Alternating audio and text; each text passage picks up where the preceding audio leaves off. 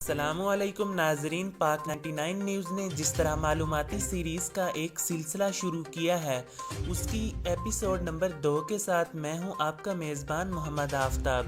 چلیے ناظرین، آج ہم بات کرنے والے ہیں رومانیہ کی۔ رومانیہ کے مغرب میں سربیا اور ہنگری، شمال مشرق میں یوکرین اور مالدووا اور جنوب میں بلغاریہ واقع ہے۔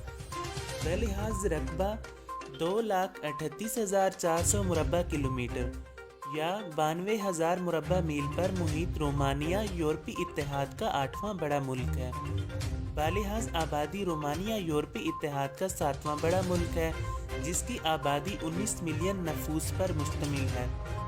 اس کا دارالحکومت بخارسٹ ہے، جو رومانیہ کا سب سے بڑا اور یورپی اتحاد کا 10واں بڑا شہر ہے۔ 2018 میں رومانیہ یورپی یونین میں شامل ہوا۔ یہی وجہ تھی کہ رومانیہ سے زیادہ تر لوگ اچھے مستقبل کے لیے شینگن ممالک کوچ کر گئے۔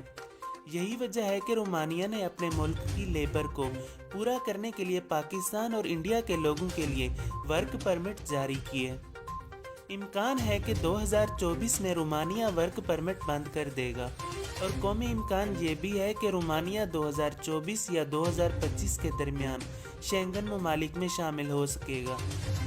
رومانیہ معیشت کے حساب سے باقی شینگن ممالک سے غریب ہے، لیکن پاکستان، انڈیا، افغانستان، تاجکستان اور ازبکستان اور دیگر ممالک سے کافی امیر ہے۔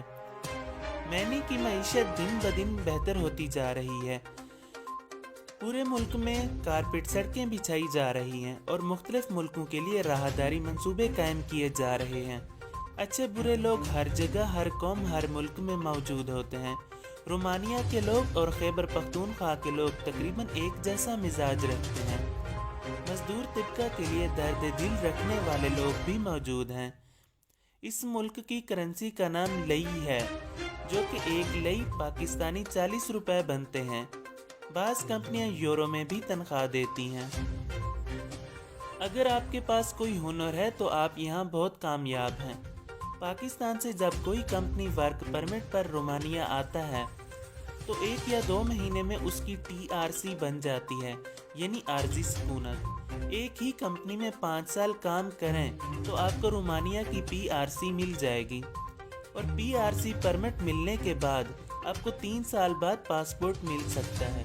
پھر آپ کسی بھی شینگن ممالک میں موو کر سکتے ہیں۔ PRC کی بنیاد پر رومانیہ کے بارڈر پر موجود تمام پڑوسی ممالک جا سکتے ہیں، جیسے سربیا، بلغاریہ، یوکرائن وغیرہ۔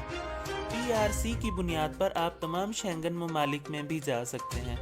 رومانیہ میں جب آپ کسی کمپنی میں کام کرتے ہیں تو 19% آپ کی تنخواہ سے ٹیکس کٹتا ہے۔ مزید امیگریشن انفارمیشن کے لیے دیکھتے رہیے پاک 99 نیوز۔ اللہ حافظ۔